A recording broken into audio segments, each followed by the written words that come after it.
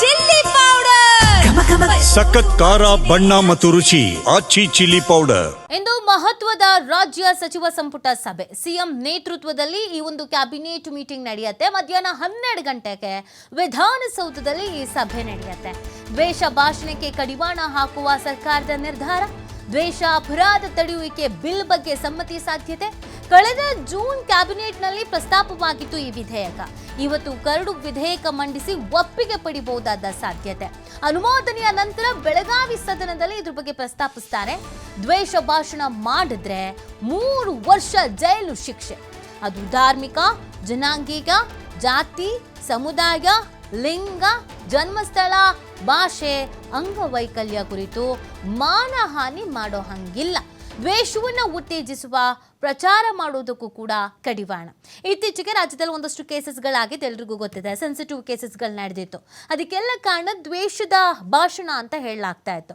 ಕೆಲವು ಅತಿಥಿಗಳನ್ನು ದುಡ್ಡು ಕೊಟ್ಟೆ ದ್ವೇಷದ ಭಾಷಣ ಮಾಡೋದಕ್ಕೆ ಅಂತ ಕರ್ಕೊಂಡು ಹೋಗಿ ಭಾಷಣ ಮಾಡಿಸಿ ಅಲ್ಲಿ ಬೆಂಕಿ ಹಚ್ಚಿ ಅಲ್ಲಿ ಗಲಾಟೆ ಆಗಿ ಹೊಡೆದಾಟ ಆಗಿ ಲಾಠಿ ಚಾರ್ಜ್ ಆಗಿ ಸಿಕ್ಕಾಪಟ್ಟೆ ಗಲಾಟೆಗಳಾಗಿದ್ದುಂಟು.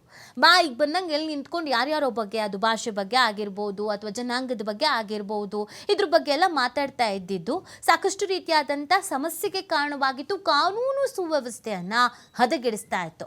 ಆ ಕಾರಣಕ್ಕಾಗಿ ಅದಕ್ಕೊಂದು ಬ್ರೇಕ್ ಹಾಕಬೇಕು, ಅದಕ್ಕೊಂದು ಕಡಿವಾಣ ಹಾಕಬೇಕು ಅನ್ನುವಂಥ ನಿಟ್ಟಿನಲ್ಲಿ ಈ ಒಂದು ಮಹತ್ವದ ಮಸೂದೆಯನ್ನು ಜಾರಿಗೆ ತರೋದಕ್ಕೆ ಮುಂದಾಗ್ತಾ ಇರೋದು.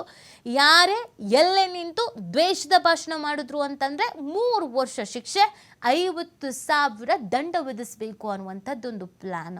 ಸೊ ಆ ಕಾರಣಕ್ಕಾಗಿ ದ್ವೇಷ ಭಾಷಣಕ್ಕೆ ಕಡಿವಾಣ ಹಾಕೋದಕ್ಕೆ 5,000 ದಂಡ ವಿಧಿಸುವಂಥ ಪ್ಲಾನು. ಸೊ ಆ ಕಾರಣಕ್ಕಾಗಿ ಇದೊಂದು ಚರ್ಚೆಯನ್ನು ಮಾಡಲಾಗತ್ತೆ. ಸಿಎಂ ನೇತೃತ್ವದಲ್ಲಿ ಕ್ಯಾಬಿನೆಟ್ ಮೀಟಿಂಗ್ ನಡೆಯುತ್ತೆ. ಅಲ್ಲಿ ಪ್ರಸ್ತಾಪವನ್ನು ಮಾಡಲಿದ್ದಾರೆ. ಮಧ್ಯಾಹ್ನ 12 ಗಂಟೆಗೆ ವಿಧಾನಸೌಧದಲ್ಲಿ ಈ ಒಂದು ಸಭೆ ನಡೆಯಲಿದೆ. ಮಹತ್ವದ ನಿರ್ಧಾರವನ್ನು ಕೈಗೊಳ್ಳೋದಕ್ಕೆ ಮುಂದಾಗ್ತಾ ಇರೋದು.